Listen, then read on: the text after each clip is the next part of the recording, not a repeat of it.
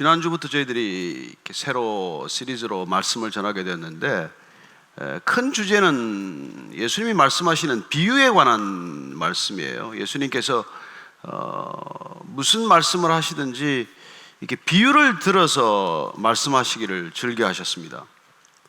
그러니까 하나의 팩트를 전하기는 전해야겠는데, 그 깊은 속뜻을 좀 더 우리가 깨달아 알기 위해서는 비유를 잘 드셨어요. 지난주에 우리가 사실 나누었던 말씀은 우리가 잘 아는 대로 강도 만난 자의 이웃이라고 하는 비유를 들어서 과연 우리는 신앙생활을 통해서 우리가 추구하는 삶의 관계는 어떤 관계인가, 그런 것에 대한 예수님께서 놀라운 통찰을 주셨어요. 우리는 신앙을 통해서도 나한테 좋은 이웃이 생기기를 원하지 않습니까? 좀 이렇게 관대하고 넉넉하고 부드럽고 우리를 힘들지 않게 하는 그런 이웃들을 이 신앙생활을 통해서 얻고자 하지만, 예수님께서는 우리가 얻고자 하는 이웃의 범위는 그렇게 결정되지 않는다는 것을 말씀해 주고 계십니다. 우리는 좋은 이웃을 찾는 것, 좋은 이웃을 만나는 것이 어떤 때는 기도 제목이 될 수도 있고 그렇겠지만, 예수님께서는 이 강도 만난 자의 이웃이라는 비유를 통해서 이 땅에 도움을 필요로 하는, 절대적인 도움이 필요한 사람에게 누가 그 이웃이 되어주어야 하는가를 우리에게 물으셨습니다. 따라서 내가 내 이웃을 규정하고자 하는 삶의 방식을 완전히 이렇게 바꾸어서 이웃이 필요한 사람들에게 누가 다가갈 것인가, 누가 이웃이 되어주어야 하는가, 그 문제를 심각하게 우리에게 물어보신 것이죠. 우리의 생각 전체를 아마 뒤흔들어 놓으신 것입니다. 이 땅에는 이웃을 필요로 하는 수많은 손길들이 있는데 도대체 저 사람들에게는 누가 이웃이 되어주어야 할 것인가, 그걸 물으신 것이죠. 오늘 두 번째 주제는 친구에 관한 거예요. 네 친구의 비유를 들어서 예수님께서는 우리가 신앙생활을 해나가면서 빼놓지 않고 하는 이 기도의 참된 목적을 우리에게 말씀해 주시고자 하는 것입니다. 기도를 우리가 하는데 무엇 때문에 기도를 하는 것입니까? 도대체 왜 기도를 하려고 하는 것이냐, 왜 기도해야 되느냐에 관한 예수님께서 비유를 들어서 그 말씀을 해주시는 것을 오늘 듣고자 합니다. 기도를 정말 무섭게 하는 사람들이 많이 있죠. 정말 목숨을 걸고 기도하는 사람들이 있습니다. 또 어떤 분들은 정작 신앙생활을 해가면서도 기도에 큰 흥미를 못 느끼거나 기도에 대한 기쁨을 놓쳤거나 그럴 수 있죠. 그래서 기도가 점점 멀어져서 기도하고는 별로 상관이 없는 신앙생활을 하는 분들도 계시고, 또 어떤 분들은 죽기 살기로 기도를 하는데 정말 저것이 예수님이 원하는 기도인가?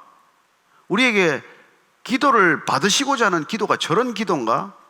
하는 또 그런 기도를 우리가 보게 됩니다.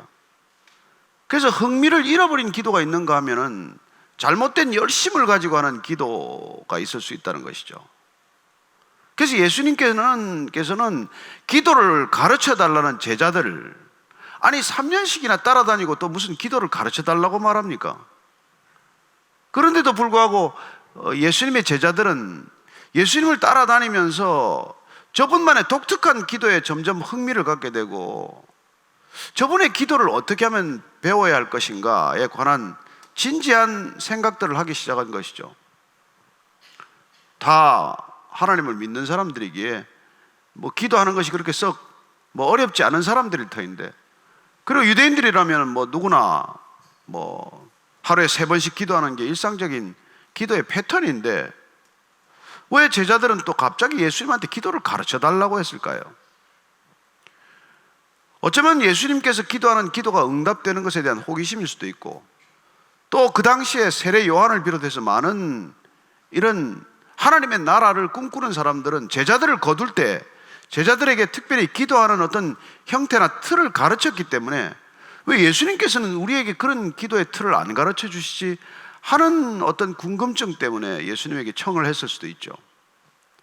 그런데 어쨌건 오늘 우리가 이 비유를 보고자 하는 것은 기도의 참된 목적을 설명하기 위해서 예수님께서는 아주 독특한 비유를 드시는 것을 우리가 보게 됩니다. 따라서 오늘 이 말씀을 저와 여러분들이 한번 같이 읽어가면서 예수님이 우리에게 가르쳐 주시고자 한 기도의 핵심은 무엇이며 그 기도를 설명하기 위해서 예수님께서 드셨던 비유들은 어떤 속뜻을 가지고 있는지 한번 같이 살펴보고자 합니다. 어쩌면 처음 교회 나오셨거나 신앙을 처음 시작하는 사람들에게 예수님께서는 이렇게 아마 까다로운 말씀을 하시진 않을지 모르죠. 그러나 어쨌건 우리가 이 신앙이란 기도와 밀접한 관계가 있고 또 대부분의 신앙의 성격이 기도하는 것과도 이렇게 연루가 되어 있기 때문에 어쩌면 기도가 우리의 신앙의 컬러를 결정을 하고 기도하는 내용이 우리 신앙의 본 모습을 드러내기 때문에 정말 우리가 처음부터 이 기도는 어떻게 해야 되느냐, 그걸 우리가 한번 살피는 것은 저는 의미가 있다고 생각합니다. 그래서 오늘 본문 말씀은 누가복음 말씀인데요, 누가복음 11장 말씀이에요.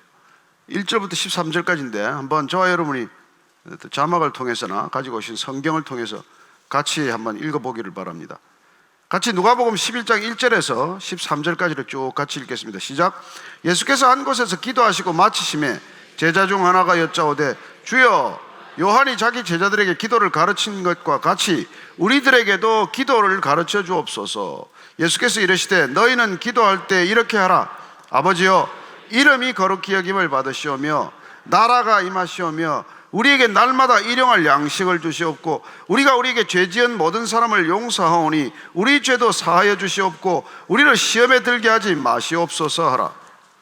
또 이르시되 너희 중에 누가 벗이 있는데 밤중에 그에게 가서 말하기를 벗이여, 떡 3덩이를 내게 구워달라.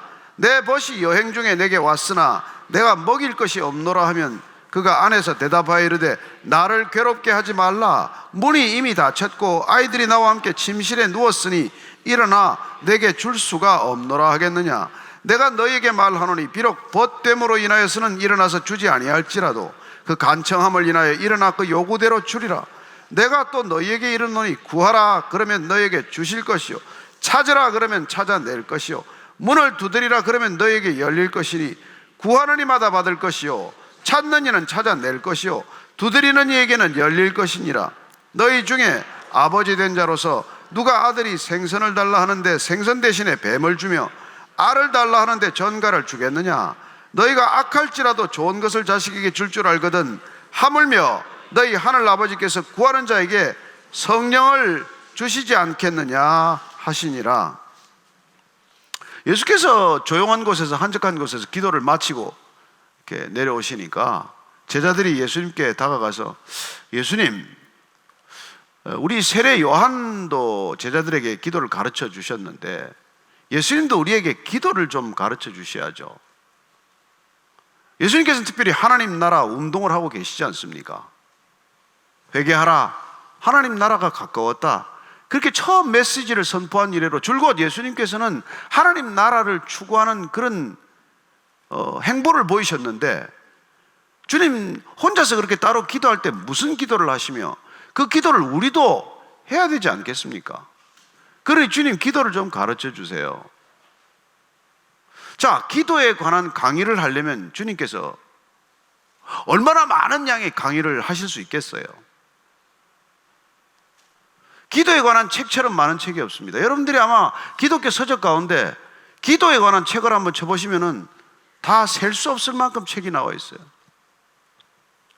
그 책은 또 그렇게 가볍지 않습니다. 어떤 책은 한 500~600페이지 되죠. 아니, 기도라는 게 뭔데 그렇게 책을 한 권씩 써야 할 정도가 되는지. 아니, 기도 학교를 열어서 또 기도는 어떻게 가르치는지. 제자들은 기도를 좀 예수님께 가르쳐 달라고 그랬는데 잔뜩 기대를 했겠죠. 어쩌면 이건 초급반도 아니고 중급반도 아니고 예수님과 하는 반이니까 고급 클래스나 마찬가지인데 예수님께서 너희는 이렇게 기도해라. 그리고 기도의 전범이라고 부르는, 우리가 주기도문이라고 부르는 이 기도를 단 38자, 단 38단어에 압축해서 이렇게 기도하라고 가르쳐 주신 거예요.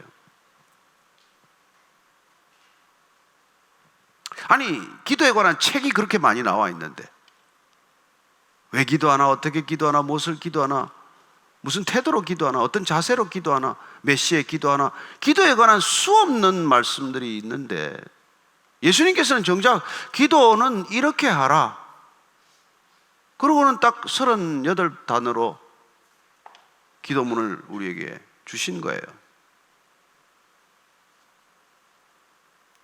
그래서 주님께서 생각하시는 기도란 과연 뭔데, 우리가 그렇게 기도에 대해서 궁금하게 생각하는 것들을 이렇게 얼핏 무성의하게 보일 만큼 이렇게 짧게 그냥 툭 던져주듯이 이렇게 던지고 말 일인가, 이런 생각을 하게 되는 것이죠. 사실 누가복음에 나오는 이 주기도문은 마태가 조금 더 이렇게 포멀한 기도 형식을 갖추어서 조금 양이 늘어나게 됩니다. 그래서 뭐 대개 나라와 권세와 영광이 아버지께 영원히 있습니다, 뭐 아멘 하는 이런 성령을 이렇게 붙여서 주님께서 하신 기도가 너무 짧으니까 조금 더 포멀한 형식적인 기도를 만들어서 기도가 조금 길어진 것이지, 실제로 지금 누가가 소개하고 있는 이 기도는 너무나 짧아서 도대체 이걸 기도로 던져주시면 이거 기도하고 끝내라는 얘기인가? 이런 생각이 드는 것이죠. 그래서 어쨌건 우리가 여기서는 주기도문을 아는 분도 계시고 또 뭐 안 들어본 분도 계시지만 정말 5가지 기도 간구의 내용이 있어요. 그냥 뭐 이렇게 하나님 나라가 이 땅에 임해야 합니다. 하나님의 정의가 이 땅에 실현되어야 합니다. 우리 일용할 양식 빵 떨어지지 않게 해주세요. 그리고 우리가 뭐 용서한 것처럼 우리도 아버지께서 죄를 사해 주십시오. 그리고 우리가 유혹에 빠지거나 무슨 이 죄악에 빠지지 않게 해주십시오. 그게 전부예요. 기도하라고 가르쳐 주신 내용이. 그래서 왜 주님께서는 이렇게 짧은 기도를 우리에게 가르쳐 주셨냐? 그 얘기를 뒤에 비유를 들어서 설명을 하는 거예요. 그래서 지금 뒤에 이어지는 비유가 뭐냐니까, 밤에 한밤중에 말이야, 배가 고픈 친구가 찾아왔어. 여행 중에 이 친구가 지금 저녁 다 끝난 시간에 와가지고 이 집에 친구에 대접할 게 하나도 없으니까 이 친구가 할 수 없이 이 친구를 대접하기 위해서 옆에 있는 친구 집에 가서 문을 두드렸어요. 우리 내 집에 지금 배고픈 친구가 왔는데 떡 3덩이만 좀 빌려줘라. 그 좀 줘라. 아니, 친구지간에 뭐 그럴 수 있는 거죠. 그랬더니 친구가 지금 밥 시간이 몇 시냐, 지금 이미 이부자리 펴고 잠자려고 하는데 무슨 떡을 달라고 그러니, 지금 우리가 애들도 잠들고 지금 뭐 아내도 지금 자려고 말려고 하는데 지금 또 어떻게 내가 옷을 갈아입고 나가서 떡을 주냐. 친구지간에 또 그렇게 말하면서 거르절할 수도 있는 거죠. 그런데 이 친구가, 집에 온 친구가 배가 고파서 잠이 들 수 없을 만큼 허기가 져 있으니까 안 된다. 그 친구 그렇게 되면 배가 고파 잠도 못 자. 떡을 내놓으라니까. 그렇게 큰 소리로 자꾸 문을 두드리기 시작하면 옆집에 깨우게 되고 다른 동네가 시끄러워지니까 그냥 떡을 주지 않겠니? 아니, 이런 비유를 들어서 설명을 하시는 거예요. 그렇습니다. 오늘 이 예수님이 비유로 든 이 말씀 가운데는 새 친구가 등장을 해요. 먼 길을 갔다가 한밤에 들어온 친구, 그 친구를 맞이한 친구, 또 이 친구가 빵을 좀 달라고 부탁하러 간 친구. 그렇습니다. 지금 예수님께서 주기도문을 가르쳐 주시고 나서 이 세 친구의 비유를 들어서 기도란 이런 상황을 내포하고 있을 때 이걸 기도라고 한다는 얘기를 지금 하고 싶어 하는 것이죠.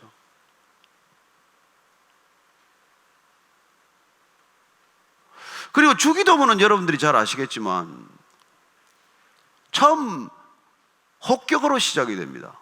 아버지여로부터 시작이 돼요. 사실 원래는 아빠로부터 시작이 돼요. 아빠. 아람어로 하면은 아빠예요. 아빠. 근데 그걸 이제 뭐 여기 헬라어로 옮기면서 파테르, 아버지요, father라고 옮겨놓지만 사실은 daddy, 뭐 아빠 이런 걸로 시작이 돼요. 예수님께서 가르쳐준 기도의 첫 번째 호칭은, 혹격은 누구한테 기도를 하느냐?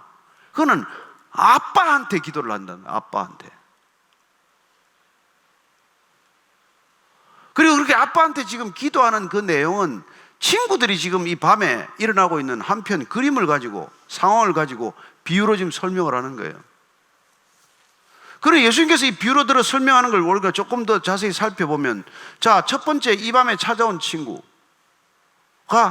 뭐 떡을 달라고 한 것도 아니에요. 그러나 분명 보니까 이 늦은 시간에 와서 허기져서 아무것도 먹지 못하고 한낮에 뜨거운 햇볕 사이를 걸어와서 초췌한 모습으로 들어왔을 때, 아니 이 친구를 먹여야겠다, 대접을 해야겠다, 떡이라도 좀 이 사람을 먹여서 채워야 되겠다, 이 생각을 한 거죠.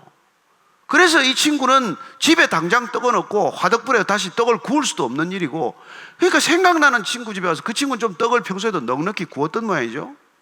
그러니 그 집에 가서 문을 두드린 거란 말이에요. 야, 지금 우리 집에 지금 친구가 왔는데 당장 대접할 빵이 없어. 그러니 빵 좀 달라고, 빵 3덩이만 좀 줘. 아니, 기도를 가르쳐 달라는 제자들한테 그 38단어의 기도를 가르쳐 주시더니 비유를 들어 설명하는데 이런 거를 기도한다는 거예요. 그럼 우리가 잘 아는 말씀을 여기 덧붙이는데, 성경 우리가 쭉 읽어본 분들은 아시겠지만 구하라, 찾으라, 두드리라, 흔히 ask라는 영어 이니셜을 가지고 쓰죠. ask, seek, knock. 구하라, 찾으라, 두드리라. 그렇게 그 친구가 구하고 찾고 두드렸더니, 문을 자꾸 두드렸더니 그냥 주지 않냐 이거예요. 구하라 그러면 얻을 것이요, 찾으라 그러면 찾을 것이요, 문을 두드리라 그러면 열릴 것이다. 이게 기도다. 그런 말씀을 해주시고는 또 하나 더 붙여서 더 다른 비유를 들어 설명하는 게 뭐냐면, 야, 아버지가 말이야 뭐 생선 달라는데 뱀을 주겠냐? 애가 아빠 나 오늘 뭐 생선이 하나 먹고 싶어요. 그런데 거기다가 뱀을 담아서 주겠냐? 계란 후라이 하나 먹고 싶어 했는데 거기다가 이상한 독사 알을 갖다가 줄 부모가 어디 있냐? 그러니까 나쁜 부모라도 좋은 것을 주지 않냐? 이런 말씀을 또 덧붙이세요. 우리가 기도할 때 하나님께서는 우리가 구하는 것에 더 좋은 것으로 주시지 않겠냐? 이런 말씀을 하시더니, 무엇을 구하든지 간에, 너희들이 무엇을 구하든지 간에 가장 좋은 것으로 주시지 않겠냐? 하물며 성령을 주시지 않겠냐? 이런 얘기를 하시는 거예요. 자, 오늘 이 얘기의 시작은 어디서 어떻게 시작이 됐습니까? 기도를 좀 가르쳐 주세요. 예수님, 우리는 어떻게 기도해야 합니까? 그랬더니 뭐 아빠, 하늘에 계신 아빠, 이 하늘에 계신도 사실은 뭐 마태가 갖다 붙인 거예요. 아빠, 아빠 뜻이 이루어지게 해주세요. 아빠의 이게 뜻이 이 땅 가운데 이루어지게 해주세요. 그리고 필요를 채워주세요. 삼시세끼 필요를 채워주세요. 그리고 내가 용서받게 해주십시오. 죄 용서해 주세요. 죄 용서. 그리고 내가 시험에 들지 않게 해주세요. 내가 악에 빠지지 않게 해주세요. 이런 짧고 핵심적인 기도가 우리가 구해야 할 것들이고, 그런 구하는 것들의 범주를 친구의 범주로 확산시키더니 내 필요가 아니라 친구의 필요를 위해서 구하고 찾고 두드리라고 하는 것입니다. 자, 말씀을 조금 정리하면 기도란 첫째, 아빠, 친구라고 하는 이 두 가지 존재를 부각시킴으로써 기도는 관계적 삶이라는 것을 알게 하십니다. 기도는 어떤 관계가 있어야 된다는 거예요. 그래서 여러분들이 관계 없는 사람한테는 구하지 않잖아요. 그래서 기도는 어떤 관계여야 하느냐? 마치 아버지와 아들 간의 관계에서 시작이 되는 것처럼 우리가 하나님을 아빠라고 하는 그런 친밀한 관계 속에서 시작이 된다는 뜻이에요. 기억하십시오. 기도는 아무 관계 없는 사람한테는 얘기해봐야 소용없죠. 그러니 무슨 돌이나 무슨 뭐 나무나 깎아놓고 거기다 대고 기도한다는 게 그게 우리가 여기 성경에 말하는 기도하고 무슨 상관이 있겠어요? 물 떠놓고 하는 게 무슨 기도냐고요. 기독교적으로 말하면 친구한테 이렇게 문을 두드려서 구한다는 건 뭐예요? 친구 관계이기 때문에 문을 두드리고 구한 거 아니에요. 아니 아무 관계도 없는데 남의 집에 문을 두드릴 수가 있습니까? 따라서 예수님께서 기도란 첫 번째 관계적 삶이다.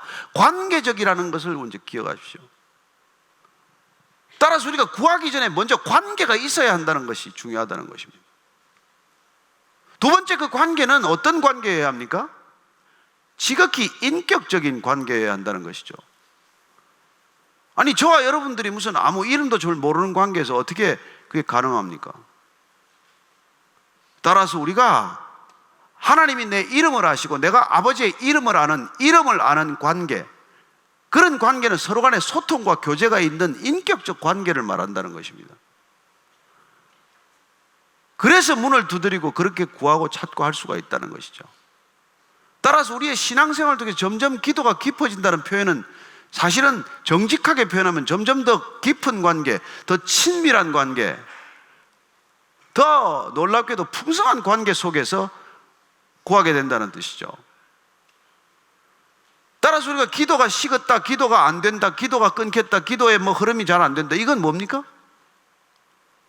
우리가 기도하는 대상인 그 기도에 대한 관계가 약화됐다는 뜻이고, 인격적인 관계가 점점 형식적인 관계 내지는 그냥 알맹이가 없는 관계가 되고 만 거죠. 그럴 때 우리는 기도하지 않게 됩니다.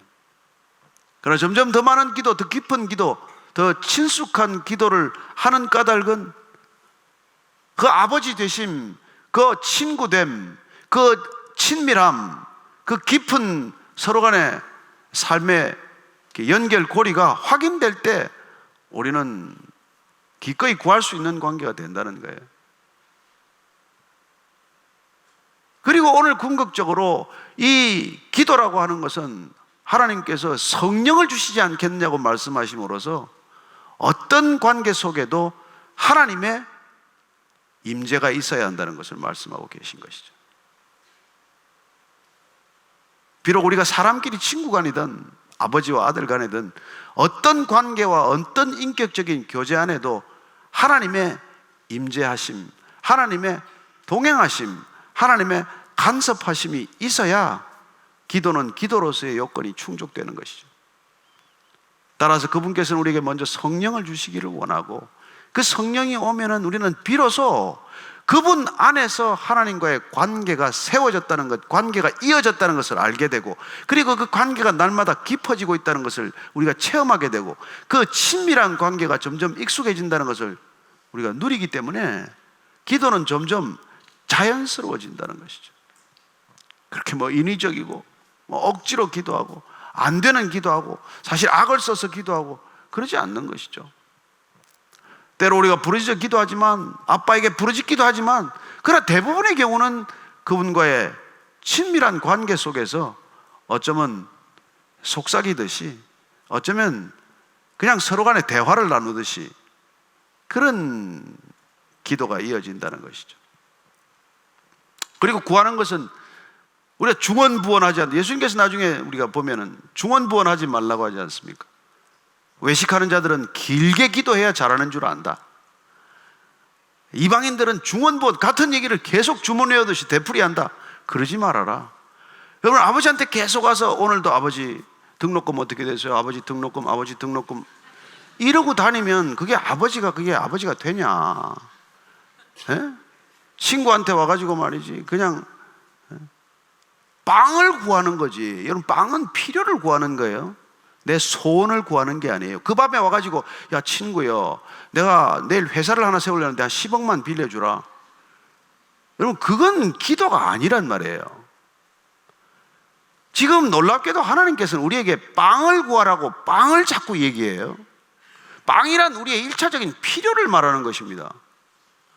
지금 하나님께서 우리에게 진주를 구해라, 왕권을 구해라, 예? 이런 얘기를 하시는 게 아니에요. 계속 주님께서는 우리가 기도 가운데 있는 핵심이 친밀한 관계일 뿐만 아니라, 그 관계란 본질적으로 하나님이 함께 하시는 관계란 하나님과의 신뢰와 사랑의 관계이기 때문에 무리한 요구를 하지 않아요. 필요를 외칠 뿐이라고요. 필요. 그런데 우리는 소원을 들고 와서 계속 얘기를 해요. 지금 친구 집에 가서 문을 두드린 것도 친구의 필요를 구한 거라고요. 이 친구가 지금 빵이라고 하는 절박한 필요를 구한 거지, 이 친구가 지금 사업 자금이 떨어졌는데 한 5억만 빌려줘 라고 밤에 문을 두드린 게 아니란 말이에요. 근데 우리는 기도를 하면 되게 우리의 소원을 자꾸 얘기하는데 익숙해져 있단 말이에요.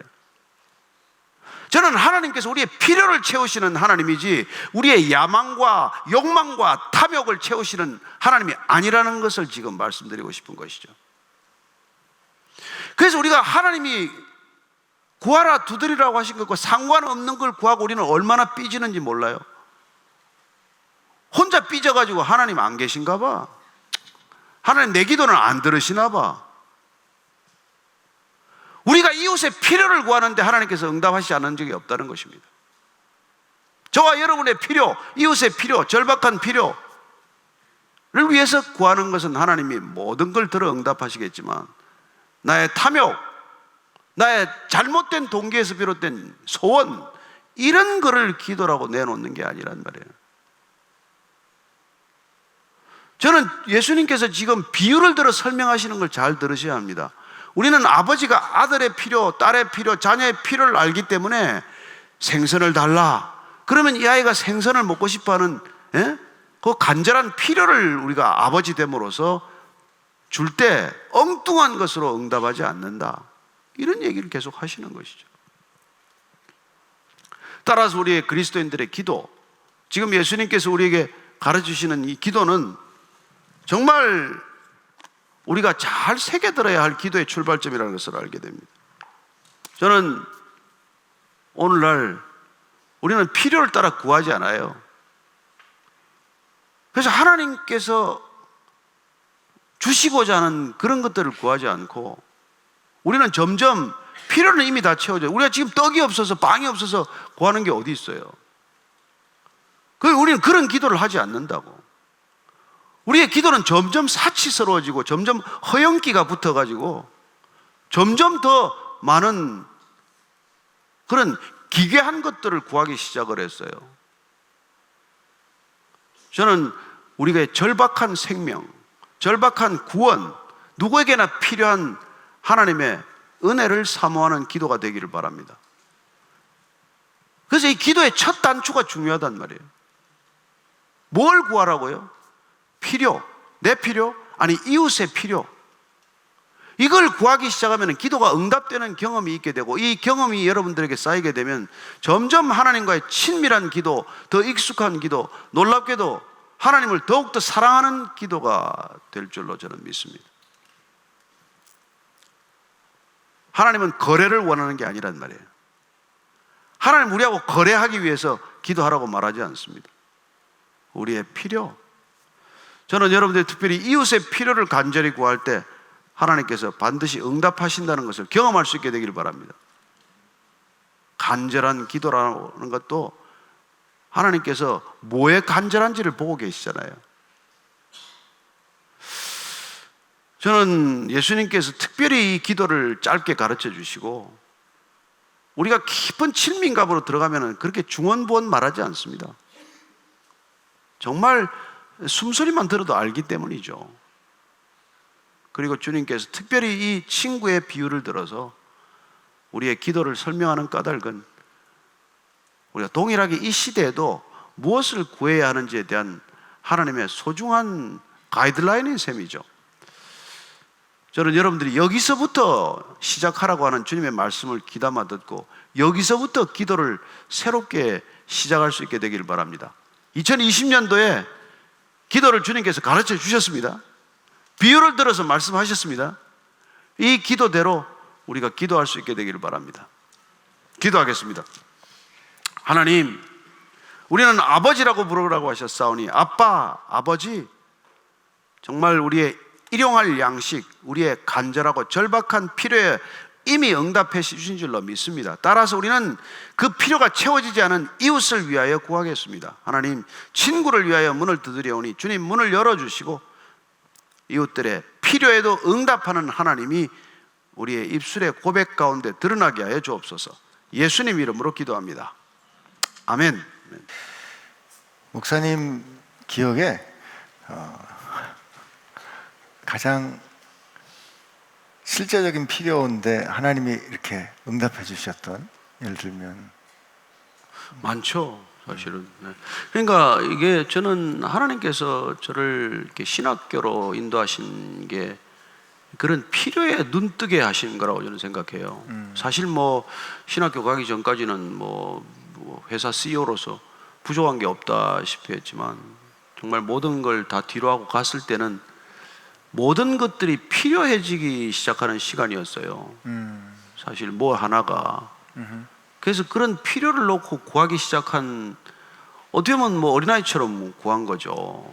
돈이 정말 떨어졌을 땐 돈을 구하기도 하고, 제가 한번 뭐 어디 여기 YG에 쓰기도 했지만은 그러나 또 전도사 시절에 이게 참 뭡니까 그 추어탕이 먹고 싶은데 그건 구할 수가 없어서 그냥 속으로 생각만 했는데 추어탕을 배달해 주시는 걸 경험을 해서, 그게 이렇게 필요에 응답하시는 하나님으로서는 제가 굉장히 감동적인 거였어요. 왜냐하면 제가 그걸 입 밖으로 낼 수가 없어서 하나님 이렇게 참 뭐 몸도 피곤하고 정말 힘든데 그 딱 한 그릇만 먹었으면 좋겠습니다. 그렇게 생각했는데 한겨울에 눈이 쏟아지는데 그 뉴욕에서 서울역이 연희동에서 그걸 이 추어탕 10그릇을 꽁꽁 얼려가지고, 뭐 그분이 저하고 추어탕 한 번도 먹어본 적이 없어요. 근데 어떻게 도대체 그 추어탕 10그릇을 꽁꽁 얼려서 뉴욕까지 왔다가 뉴욕에서 보스턴 오는 비행기가 결항되는 바람에 거기 존 F 케네디 고에서 차를 렌트를 해가지고 그 추어탕과 또 무슨 생일 케이크하고 이런 걸 사가지고 사우스 해밀턴에 있는 제 신학교 기숙사까지 온다는 건 상상을 할 수 없는 일이에요. 그 눈길에 올 수가 없는 길인데 그 두 분이 찾아오셔서 문을 두드릴 때 나가서 제가 아마 기절할 만큼 놀란 거죠. 그분은 추어탕하고 제가 추어탕을 좋아한다는 것도 모르는 분이에요. 이제 그런 하나님께서 우리의 필요를, 이게 필요하다고 생각할 때 정말 우리가 생각만 해도 응답하시는 하나님을 이렇게 경험하게 하셔서 제가 그 이후로는 정말 하나님에 대한 이 생각과 태도가 완전히 바뀌게 되는 그런 거예요. 정말 뭐 사소한 추어탕이지만 그걸 통해서 그런 걸 경험하고, 뭐 그러고 지금 우리가 여기 와서 우리 예배 공간이 이렇게 하나님께서 때를 따라서 예배 공간을 열어주시는 것을 경험하면서, 뭐 제가 살 집은 아니잖아요. 제 살 집을 주시는 건 아니지만 우리가 예배라는 필요가 있을 때 예배 공간을 주시는 하나님, 또 뭐 교회가 무슨 절박한 필요가 있을 때 필요에 응답하시는 하나님은 뭐 간증을 하려면 끝이 없죠, 사실은. 이런 그 말씀 들으시면 참 신나죠, 그죠? 그 어떻게 하나님은 추어탕 그거를 그렇게 아시고, 저는 여러 번 들었어요. 근데 들을 때마다 이렇게 왈칵 눈물이 나려고 그래요. 왜냐면 그 차마 얘기 못했던 그 심정을 아시는 하나님이 그 먼 곳에서 그 사람을 그렇게까지 보내시길 때는, 그리고 별 말씀 안 하고 헤어지셨대요. 그냥 추어탕 딱 안기고 헤어지는 그 하나님이 우리 기도를 들어주신다면, 그 작은 일에 응답하시는 하나님이 그 큰 필요에 하나님 앞에 구할 때 왜 응답해 주시지 않을까? 제가 그때 사실은 뭐 입이 돌아가고 이래가지고 너무나 마음이 어렵고, 어떻게 하나님 이러실 수가 있냐, 무슨 내가 뭐 잘못 온 것도 아니고 이렇게 뜻을 따라서 신학교를 왔는데, 그분은 그 밤에 그걸 전해주고 그냥 같이 기도하고는 밤새 또 가셨어요, 뉴욕으로. 그게 뉴욕에서 보스턴까지 차로 한낮에 밝은 대낮에 운전해도 4시간 네, 이상 그렇죠. 걸리는데요. 그리고 그 신학교 찾아오기가 너무너무 어려운 곳이에요. 이 내비를 가지고도. 그래서 저는 정말 뭐 하나님이 그 다른 일도 많지만 그런 일들을 통해서 얼마나 섬세한 하나님이고 얼마나 우리의 생각을 들여다보시는 분인지를 제가 경험한 것이죠. 정말 그분 앞에서는 아무것도 감출 수 있는 게 없구나. 벌거벗은 듯이 우리의 생각까지도 다 보고 계시구나. 이런 걸 깨닫게 되었죠. 참 그런 거 보면 그 왜 이 로마서 8장인가요, 목사님? 예. 그 성령님은 우리 연약함을 아셔서 아시고. 우리가 마땅히 기도할 바를 다 알지 못할 때 우리 안에서 우리를 위해서 기도하신다는 그 네. 말씀이 또 생각나기도 하네요. 그런 비슷한 질문이 지금 막 도착했는데 네. 기도하기 전에 지금 내가 드리는 기도가 정말 하나님께 합당한 기도인지 아니면 내 욕심인지 그걸 어떻게 좀 쉽게 분별할 수 있는 기준 뭐 이런 게 그래서 있을까요? 제가 성경을 그렇게 읽으라고 부탁을 드리는데 오늘도 낮에 이제 절에 다니시다가 조금 연세가 드신 분이 오셔서 기도를 할 수가 없다. 본인이 뭐 해탈을 위해서 맨날 이렇게 기도하다가 도대체 기독교에 와서는 기도를 못 하겠다고 그래서 제가 기도하려고 하지 마세요. 그냥 시편을 읽으세요. 시편이 기도 그냥 교과서입니다. 네, 그렇죠. 그걸 정말 매일 읽고 있으면은 하나님의 언어가 내 안에 쑥 들어와서 어느 날 하나님의 언어를 알기 때문에 하나님과 대화가 됩니다. 그래서 하나님께 내게 들려주신 언어를 되돌려 드리는 게 기도예요. 내 생각을 하나님께 올리는 게 기도가 아니라 하나님께서 말씀하신 것을 우리가 옹알이 하던 단계를 지나서 그 말씀이 우리 안에 충분히 내 말로 각인이 되어서 하나님께 그 언어로 다시 돌려드리는 것, 그게 하나님께 올려드리는 기도라는 거죠.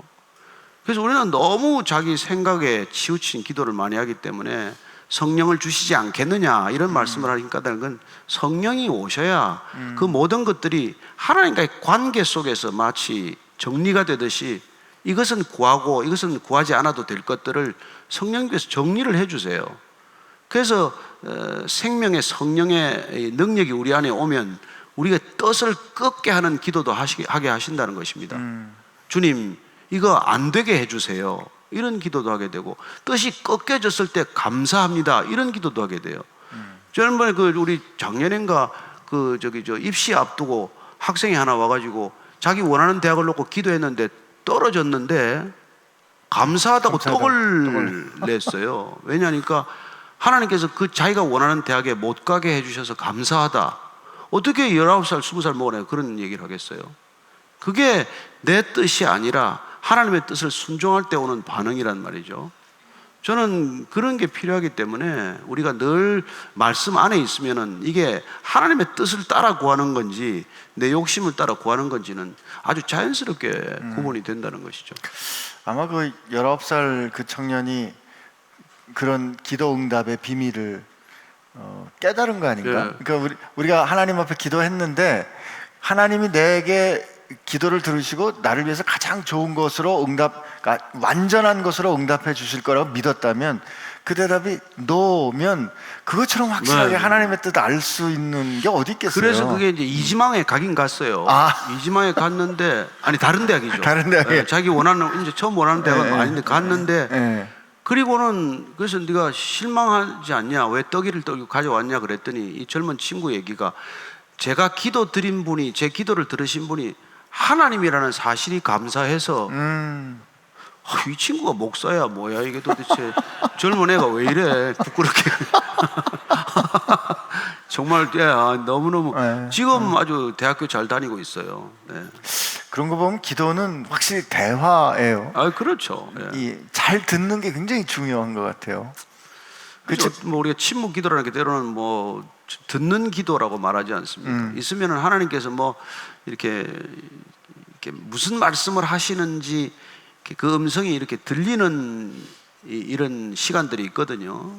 그런 것들이 말씀이 기억나게 하신다든지 또 환상으로 보여주신다든지 하는 그런 기도들이 있는 것이죠.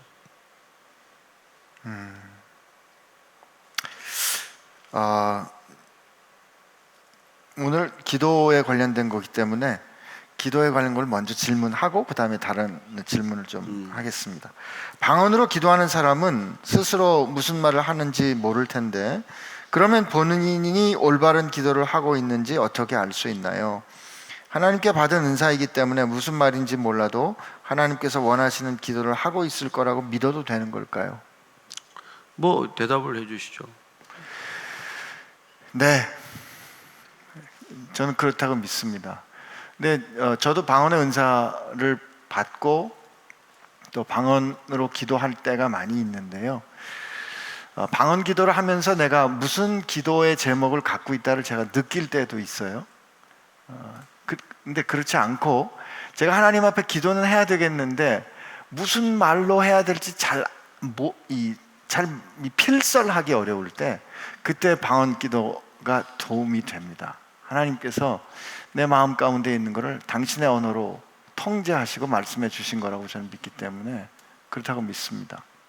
목사님 혹시 그 다음에 이제 통변의 은사를 구하여서 네. 통변의 은사가 있는 분들이 있는데 조금 조심스러운 이런 공개적인 자리에서 어렵지만은 그게 이렇게 잘 맞지 않 이게 뭐라 그럴까요? 좀 뭐 서로 상충이 된다 그럴까요?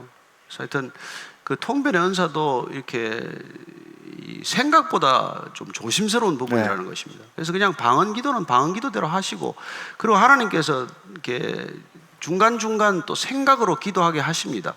그러니까 뭐 내 기도가 아니라 방언으로 기도하면서 그것이 분명히 하나님 뜻에 합당한 기도가 되게 하시기 위해서 내가 또 내 말로 알아듣는 말로도 기도하고 그렇게 중간중간 기도를 섞어가면서도 하실 수 있고 하니까 그냥 뭐 편하게 맡겨놓고 기도를 하시면 된다는 것이죠. 근데 한 가지는 방언 기도를 해야 성령을 받았다라고 말할 수 있다라고 꼭 조건으로 단언하는 건 옳지 않은 태도. 많지 않죠. 예. 기상이변에 관련된 질문이 하나 왔어요. 근데 기상이변으로 호주가 몇 개월째 불타고 있고 과도한 육식으로 인해 아마존이 다 벌목되고 있다는 소식을 듣습니다. 그러나 사람들은 잠시만 놀라울 뿐 심각하게 받아들이는 것 같지 않습니다. 인간의 욕심으로 지구가 불타고 그 불을 피해 도망치다 서서 타버린 동물들의 영상을 뉴스로 볼 때마다 열심히 살아가는 것이 잠시 무기력해짐을 느꼈어요. 아이를 낳아도 될까 자신이 없어져요. 현 시대를 살아가며 그리스도인으로서 할 수 있는 것과 해야 하는 것이 무엇일까요? 저도 뭐 관심이 많아서 이제 그 기상 이변에 관한 기사도 오면은 때로는 모아보기도 하고 그리고 지금 기상 관련 과학자들이 지금 당장 멈추지 않으면 이미 돌이킬 수 없는 지경에 이르렀다고 진단하고 있어요. 그러니까 지금 우리가 있는 이렇게 뭐 이산화탄소 배출량이라든지 이런 것들이 지금 지구를 뭐 온난화라든지 여러 가지 이런 것들이 이미 인간의 힘으로 돌이킬 수 없는 지경에 이르렀다고 보는 설이 있는가 하면 뭐 이미 소천하셨지만은 누구죠? 그 뭐 영국의 그 천문학자인가요? 그 스티븐 호킹인가? 2050년까지는 지구를 떠날 준비를 하라는 그런 재미있는 뭐 예언을 하기도 하고 그러잖아요. 그래서 저는 정말 이 시대의 그리스도인들은 그럼 어떻게 이런 절박한 상황에 대응해야 되나 이제 그런 생각을 해요. 저는 그런 표현을 자주 씁니다. 이 지금 불이 붙은 게 확실한데 불난 집에서 불을 끄는 만큼 꺼야죠. 그러나 불난 집에서 제일 중요한 것은 불을 끄기에 앞서서 우선 사람부터 구하는 일이 아닌가 저는 그런 얘기를 해요. 이렇게 불 끄는 것도 사람을 구출하기 위해서 끄는 거란 말이에요. 그 안에 가재 도구를 지키기 위해서 끄는 게 아니라 우선 사람을 구출하기 위해서. 그래서 우리는 어떤 상황이든지 구원에 대한 관심을 놓쳐서는 안 된다는 것입니다. 이런 상황이 절박해지면 절박해질수록 우리는 구원에 대한 더 그런 절박한 마음, 긴박성을 가져야 한다는 것이죠. 그리고 우리가 할 수 있는 일이 뭐겠어요? 정말 전쟁터에서 그 죽어가는 수많은 병사들이 죽어가는데 아이 하나의 생명을 건지는 이유가 뭐겠어요? 그 천하보다도 귀한 한 생명을 우리가 집중해야 되거든요. 그러니까 죽어가는 생명에 우리가 볼 것이 아니라 살려야 할 한 생명에 집중하는 것, 그게 우리 삶의 태도여야 하는 것이죠. 뭐 스피노자 말인가요? 뭐 지구 종말이 오더라도 사과나무를 한 그루 심겠다는 것은 정말 내 옆에 수많은 사람들이 죽어가더라도 내가 구할 수 있는 한 사람, 내가 구해야 할 한 사람, 내게 맡겨진 한 영혼, 여기 집중하는 삶을 살 수밖에 없는 것이죠. 그 목사님 월드비전을 시작했던 그 목사님이 어떻게 월드비전을 시작하게 됐나? 그 한국 전쟁 끝에 왜 고아들 돌보기 시작했잖아요. 근데 그분이 어느 날 그 바닷가를 가는데 어떤 소년이 이렇게 바닷물이 확 들어왔다가 왜 불가사리들이 모래 위에 올라가 있는데 그럼 죽으니까 그거를 이렇게 다시 이렇게 바다로 던지는 걸 하고 있더래요. 근데 자기가 보니까 저 많은 불가사리들을 어떻게 다 살리려고 그렇게 하고 있나. 그래서 너 그래서 그걸 할 수 있겠어? 그랬더니 얘가 이 하나를 잡아 던지면서 그래도 얘는 살 수 있잖아요. 이렇게 얘기를 했다 그래요. 그러고 나서 내가 할 수 있는 어떤 일이 있구나라고 생각을 하고 돌아보니까 그 아이가 사라졌던 경험을 들려주는데, 사실은 우리는 새하늘과 새 땅이 오고 있다는 것을 보여줘야 되는 사인포스트 같은 거잖아요. 사람들이 우리를 바라볼 때 세상은 이게 아니고 새하늘과 새 땅이 오고 있어를 보여주는 어떤 행동이 우리가 세상을 향한 어떤 그런 행동이 아닐까 그런 생각이 저는 하게 됐습니다.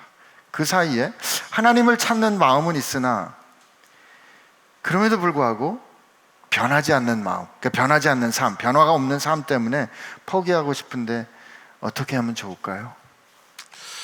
그렇죠. 오늘 아침에 창세기 26장 가지고 설교를 했는데 제가 요새 그 설교를 준비하면서 이렇게 계속 생각한 단어는 이 현재 가치와 미래 가치라는 단어예요. 이 세상은 눈앞의 가치만을 추구하기 때문에 이 세상이 파괴가 되건 사람이 죽건 신경 쓰지 않아요. 근데 우리는 더 큰 미래 가치, 이른바 이 현세적 가치가 아니라 초월적 가치, 이 땅의 가치가 아니라 영원한 가치, 이런 가치에 우리가 정말 메인바디어 살아가는 사람이기 때문에 이 세상 사람들하고 같이 살래야 같이 살 수가 없는 것이죠. 같은 기준으로 살지 못하는 것이죠. 그래서 이들에게 충격이 되는 삶이란 우리가 이 가치에 정말 초연한 삶을 살기 시작하는 것밖에 길이 없어요. 그래서 저와 여러분들이 세상 사람들이 구하는 것들을 우리가 너무 구해서는 안 된다는 것이죠. 그들에게는 새로운 충격이 필요하고, 그러려면 우리 자신이 그 가치에 묶여야 돼. 그 가치를 발견해야 되고 그 가치가 더 소중하다는 걸 내 삶으로 증거해야 되는 것이죠. 그래서 내 삶이 바뀌려고 애를 쓰는 것이 아니라 그게 얼마나 소중한지를 알면 바뀌게 돼 있단 말이에요. 그게 소중한 걸 아는 게 우리가 이게 성경을 읽고 기도하는 길이란 말이에요. 그 가치를 우리가 발견하는 것은 그 밖에는 다른 길이 없어요. 이 성경과 말씀과 성령 안에서만이 우리가 그 가치를 발견하기 때문에, 그랬을 때 우리는 무슨 바뀌려고 하는 게 아니란 말이에요. 그러니까 그 좋은 것을 잡았을 때는 우리가 쥐고 있던 걸 다 떨어뜨리게 된단 말이에요. 그래서 세상이 쥐고자 하는 것들을 우리는 떨어뜨려서 그게 깨지는 걸 봐야 세상 사람들이 깜짝 놀라죠. 자기들은 그걸 줍겠다고 난리를 하는데 그걸 떨어뜨리는 걸 봐야 사람들이 충격을 받지 않겠어요? 그래서 그리스도인들이야말로 이 세상에 정말 눈에 보이지 않는 가치를 보이게 하는 유일한 존재들이라는 것이죠. 정말. 그러니까 이 놓는 것 같지만 사실은 더 좋은 거. 그렇죠. 저는 절대 놓는 주체는 내가 되죠. 우리는 그걸 부지불식간에 떨어뜨리게 된단 말이에요. 네, 가장 좋은 걸 주면 그 밑에 세컨 베스트 이하는 그냥 떨어뜨리게 된단 말이에요. 그러니까 우리는 이걸 놓으려고 애를 쓰는 삶이 아니라 이걸 우리가 어떻게든지 비우겠다, 내려놓겠다 하는 그런 수양적 삶이 아니라 가장 좋은 것을 우리가 붙드는, 하나님께서 주시는 걸 덥석 받는 그런 삶이 되어야 한다는 것입니다. 그 가장 좋은 것을 우리가 믿음으로 받았을 때 그 밑에 것들은 더 이상 우리에게 의미를 지니지 않기 때문에 그건 떨어뜨리는 것이 놓는 게 아니란 말이에요. 아멘입니다. 아멘입니다. 어쩌면 우리가 잘 안 변한다 생각되는 중요한 이유는 진짜 좋은 거를 좋은 거로 아직 모르고 있기 때문이 아닐까. 그거 안다면 정말 그렇죠. 그래서 모양으로는 안 있을 것 같은데. 그리스도인들에게 가장 중요한 분이 예수님이다. 그래서 누구든 뭐 그게 목사든 여러분이든 누구든 상관없어요. 예수 잘 믿는 것 밖에는 답이 없어요. 잘 믿는 것, 예수가 누군지 아는 것, 그분이 어떤지를 알면 나보다 더 소중한 분이라는 걸 아는 사람은 절대로 안 바뀌는 그런 이상한 일이 안 일어나죠. 나보다 더 소중한 사람을 만났는데 어떻게 내 삶이 안 변하겠어요? 결혼하고 싶은 여자만 만나도 바뀌는데, 그렇지 않아요? 네, 바뀝니다. 네.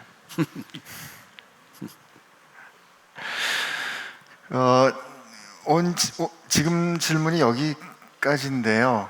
오늘 목사님 그 말씀 해주셨잖아요. 미래의 가치를 오늘의 가치로 산다. 저는 그 말을 사도 바울이 한 말씀, 그런즉 이제는 내가 사는 것 아니요 내 안에 예수께서 사시는 것이라. 혹시 우리 가운데 병을 앓고 있는 사람이 있다면 육신의 병든 그 병든 육신을 육신의 생명으로 사는 것이 아니라 죽음을 이기신 예수님의 그 영생의 삶을 내가 지금 살고 있다는 것을 삶에서 누리시는 것이 오늘 목사님 말씀하신 내일을 오늘로 사는 은혜와 능력이 아닐까 생각을 해봅니다. 하면 할수록 기도가 이렇게 형식적이고 긴 기도보다는 정말 그렇죠. 어린아이처럼 네. 예, 그런 기도가 진짜 기도 같은 걸 깨닫게 되네요. 하여튼 38단어 이상 안 하는 게 좋을 것 같아요. 그래서 요즘 다시 깨닫게 되는 게 옛날에 저희 교회, 저희 모교회 권사님들 밤에 오셔가지고 기도할 때면 그 이불 쓰고 기도하시는데 가만히 들어보면 아무 말씀도 안 하시고 그냥 주여 주여 그리고 밤새 하시는 거예요. 근데 저래서 기도가 될래나 싶었는데 정말 오늘 또 말씀 듣고 성경 말씀 생각해 보면 하나님은 그 마음에 말로 못하는 그 기도를 이미 다 듣고 계시구나 하는 생각하게 됩니다. 여기까지 할까요? 네, 그러시죠. 네. 우리 같이 기도하겠습니다. 하나님, 오늘 저희가 찬양으로 고백했는데요, 하나님이 안 계신다라고 느껴지는 순간에 캄캄한 음부 같은 지옥에 가서 내 자리를 펼지라도 하나님은 거기 계셨고, 새벽 날개를 타고 저 바다 끝에 가서 내 자리를 펴는 것처럼 외롭고 힘들 때 주의 손이 나를 붙드셨습니다 하는 이 고백이 시편 139편의 고백이었고, 그 다윗의 고백이 정말 그러하다라고 하나님 받아주시고 그것을 우리에게 하나님의 말씀으로 들려주셔서 감사합니다. 하나님, 우리 마음 이미 다 아시는데 아버지, 저희가 하나님 앞에서 괜히 이렇게 저렇게 꽁수를 펴고 조작하려고 하지 말고 늘 솔직하고 겸손하게, 그리고 아버지께서 나를 위하여 가장 좋은 것으로 응답해 주시는 전지전능하신 하나님인 것을 믿고 기도하는 주의 자녀들 되겠습니다. 참 감사합니다. 우리로 언제나 하나님 앞에 나갈 수 있는 핫라인을 허락해 주심에 감사하옵고, 이제는 우리로 하여금 그 은혜의 보좌 앞에 꺼리낌 없이 담대히 달려나갈 수 있도록 생명을 주신 우리 예수님의 은혜와 우리 하나님 아버지의 사랑하심과 성령님의 우리를 위하여 간구하시고 역사하시는 은혜가 주님께 정직히 아뢰고 주님 말씀하시는 대로 들어 순종하는 기도의 삶을 살기로 결심하는 사랑하는 지체들 가운데 함께 하시기를 주의 이름으로 축원하옵나이다. 아멘.